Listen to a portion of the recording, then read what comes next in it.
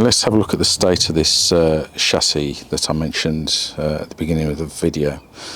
Now, as I said in the previous video, as you can see here, this isn't held on very well, or rather it's loose, and I'll show you the reason for that in a minute, compared to this bumper support, which is absolutely rock solid.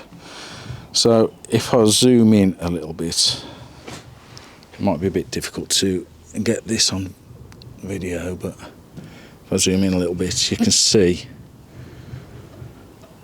that there's a bracket that's attached to the chassis, and that has come loose. It's corroded at the top, and it's certainly not attached at all. But that's not the only thing that's wrong here. Just zoom out a little bit.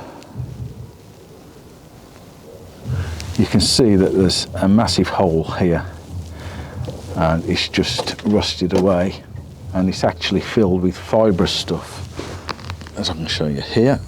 Whoops, that stuff there, God knows what that's in there for. So that needs repair. But also, if we look a bit further along down here, there is a hole as well,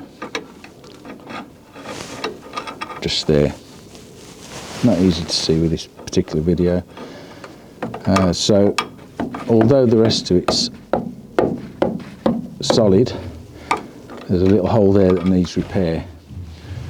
So I don't think it's a major issue, but I just need to repair this, and if I can find a replacement bracket here rather than fabricate another one, all the better. So I'll have a look at the parts manual which I've bought, and more on that in a new video.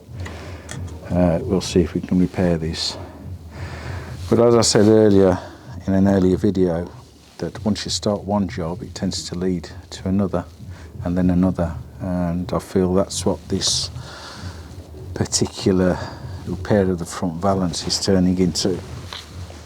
So that's where we are with this, and I hate to keep using the word, but